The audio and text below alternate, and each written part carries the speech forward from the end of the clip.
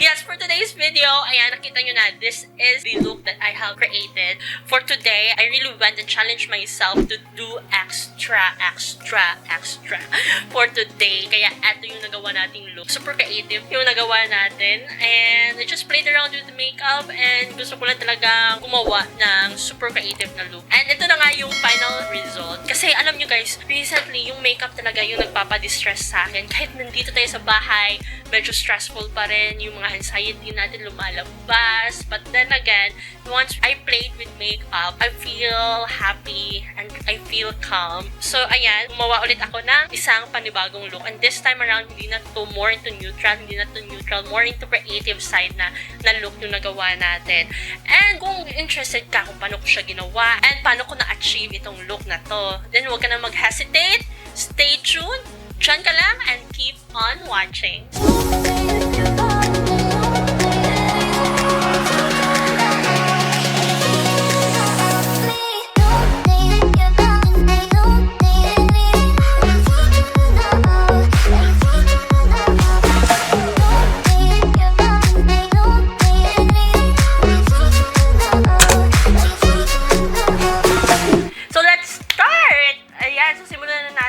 I'm so excited for this look kasi pinag-practicean ko to ng how many times until I was able to manage to perfect it and i-share ko siya sa inyo kung paano ko siya ginawa. So as what you can see, meron akong eyebrows. Ayan, tamang eyebrows lang. And we will be proceeding with the eyes. Ayan, wala pa po akong foundation, eyebrows lang talaga. The foundation, I will be adding that one later on kasi nga, kailangan maging malinis ng ating eyes kasi yung eyes yung pinaka-selling point ng look na to. So, let's start with the eyes. To help us out with the eyes, tada! Ayan, this one. This is Scotch tape, masking tape. Basta, this is a tape. I will be using this to help me out with my eyes. Gusto ko kasi super linis ng ating mata. And I will just like put it somewhere right there. Since we are playing around with colors, mas malinis ito tingnan na right after. So, parang ganyan ko lang siya nilagay. Go, go, Power Rangers! Yeah! By the way, nag-lip tint lang pala ako kasi ang pangit ng kulay ng labi ko. Tapos nalagay pala ako ng concealer sa aking eyes so that mag-pop out talaga yung kulay. So first, let's get a brighter pink color. So mag-focus muna tayo dito. Once this has been done, tatapusin natin yung camera. So dito muna tayo mag-focus. So what I'm gonna do is to add the pink color all over my lids. For lighter colors or any other eyeshadow na hindi masyadong pigmented, what you can do is to pat the color in first. Pat mo lang siyang ganyan. Then, blend it. Para mas makuha mo yung color payoff. Especially, kagaya natin, hindi tayo nakakabili ng mga sobrang mamahaling eyeshadow. Since hindi naman talaga ganun kaganda yung color payoff ng mga ganitong eyeshadow, gawa na lang natin ng paraan. Bawiin na lang natin sa technique. So, yan yung technique ko, guys. If ever gagamit ka ng murahing eyeshadow, make sure to pat all the colors in bago mo siya i-blend. There, loving it. Now, I'm gonna get a more defined brush, kagaya nito. Like so, like that. And I'm gonna get this terracotta shade. Ilalagay ko lang siya sa inner corners ng aking lids. Kaya mas defined yung brush na ginamit natin. It's because gusto ko ng precision sa kulay na to. I don't want it to go up because this is already dark. And also, nakaka-help din if you're going to get a bigger blending brush. Tapos, i-blend mo lang siyang ganyan. Now, I'm gonna get a much darker shade, itong wine. And, ilalagay ko siya just below that terracotta na nilagay natin kanina. And, I'm gonna get this taupey shade and put it sa outer corner. And, going to the lid. Also, I'm gonna drag the color upwards a bit. But just a tiny bit, just to darken this part right here.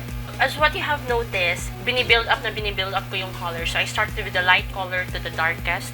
Para at least matansya natin kung gaano ka-intense yung gusto natin rather than magsisimula ka sa dark tapos hindi mo na siya ma-blend out so mahihirapan ka. So, that's why nag-start tayo sa lightest to darkest. And so, tapos pabalik-balik lang ako trying to blend everything in. Pabalik-balik lang ako sa mga kulay na yun. I'm gonna get a big blending brush ulit. Tapos i-blend in ko lang siya.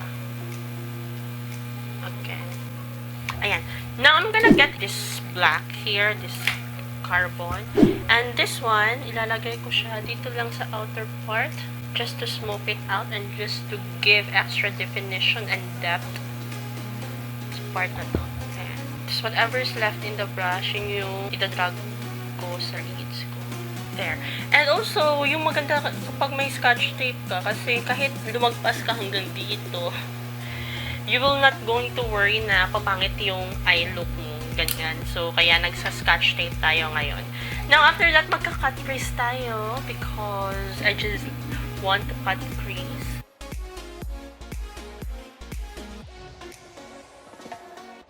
Now, kumuha tayo ng isang flat brush. Ganyan. And I'm gonna get this rose gold tsaka itong ruby. Pag-mix ko lang siya. And yan yung lalagay natin sa ating cut crease.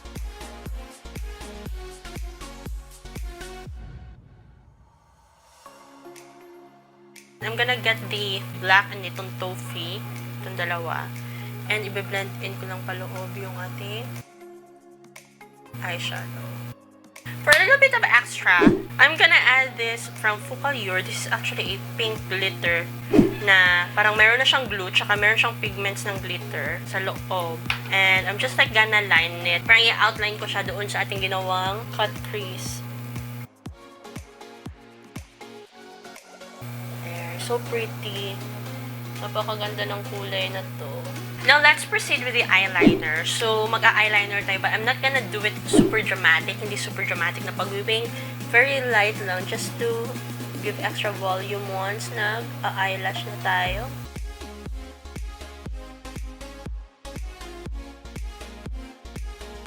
There. And we're done with the eyeliner. So, let me just add some mascara. And pilik mata, then I will be back. Makeup is such a therapy. Alam niyo yun? When you do makeup talaga, it's like a therapy for me. Kasi, especially right now na wala tayong magawa dito sa ating mga bahay, it's like playing some coloring books. Nakaka-relieve ng stress. Kaya nagpa-practice talaga ako mag-makeup. So yan na guys, I've already popped in the eyelashes. So now, let me just do the other side and I will be back. Ayan, so we're done with both eyes. Ayan. So we could now remove this and see that? That definition! Can you see that definition? OMG, I'm killing it. It's super defined. So, yan yung isa sa mga technique and secret. Very defined, very ganda. Ayan. So, now, let's proceed with primer. So, I'm going to prime my face real quick. And yung gagamitin ko is itong Focallure Perfect Face Primer. Very contour lang, just to fill in the pores. And I'm gonna use the Focallure Foundation din. Ayan. There. There.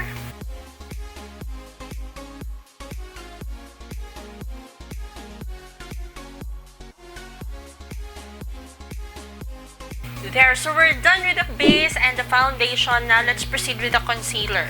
So, yung concealer natin is very konti lang. Ayan. Kasi, I have learned, especially with concealer, na if sobra-sobra yung sinusot mong concealer, it tends to be cakey. So, very light lang yung gagamitin natin. Ayan, so we're done with our base and concealer. Hindi muna ako magsiset ng powder because gagamit pa ako ng concealer mamaya. So, what I'm gonna do is, I'm gonna do nose line first. I'm gonna contour my nose with the Vice Cosmetic Aura Contour.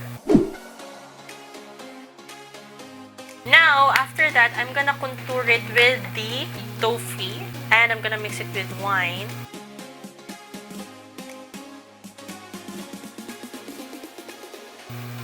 Yes, I know, I look crazy, but that's fine.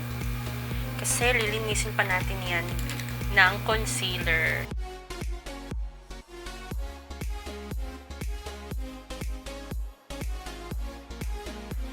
Now, lalagyan ko ng concealer. I'm gonna cut the nose line. Hindi ko siya ma-explain kung paano, kung ano yung gusto ko ipakita, but just watch. Mas madali kung papanoorin nyo lang. Sa end ng ating kinat crease kanina, all the way down sa nose.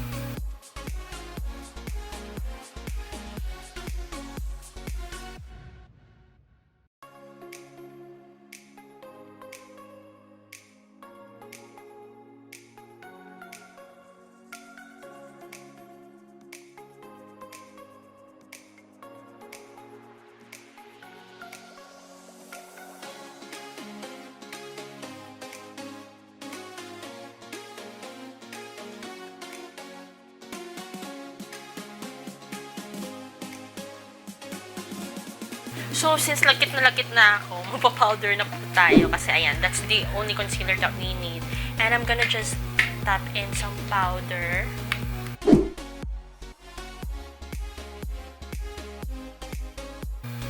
Ayan, so we're done with the nose, yung extension natin dyan. So we're almost done. Now, let's add some colors sa ating eyes. So yung bright pink na ginamit ko kanina, I'm just gonna add it sa aking lower lash line. To smoke it out, I'm gonna add yung toffee na ginamit ko kanina. And i-add ko siya dito sa outer part lang ng eyes.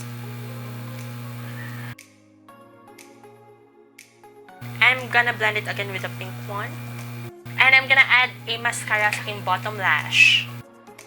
Now, to add extra pop, I'm gonna get the glitter eyeliner na ginamit ko kanina. And I'm gonna add it sa inner corners. Now, let's proceed to our face contour. Yung face contour natin, aangat ko siya in order for our eyes to snatch out talaga.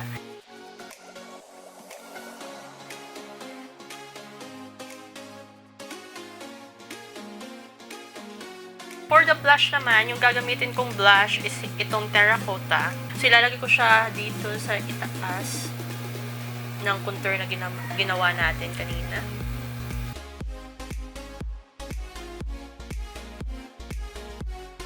We're almost done! Yay! Now, for the lips, guys, I'm gonna get a pink lipstick. Nothing extra sa lips. So, ilalagay ko lang siya sa lips ko. And I'm gonna pop in some little bits of highlights. So, the look is almost finished. So, meron ako nito, this one. Ikakabit ko lang to dito sa aking noo. Let me just pop this in and show you my final look.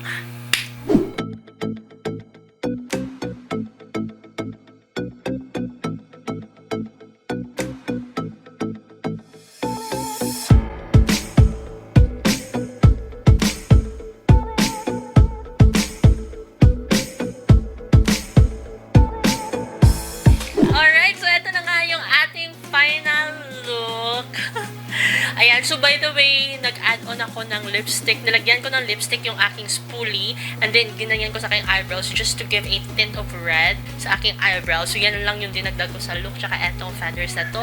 So, ayan guys. So, very creative look yung nagawa natin for today. And I hope you like it. And I hope you enjoyed the video because I did enjoy the video so much. Ayan guys. So, I hope you like it. If you do, you can recreate this. And you can tag me on Instagram, heraianess 19, para at least ma-repost ko yung mga gawa ninyo. And of course, huwag nyo din kalimutang mag-like, subscribe, share, and click on the notification bell para updated ka sa aking bawat uploads because I upload 2 to 3 times a week. Thank you so much guys for watching and see you guys in my next video. Bye!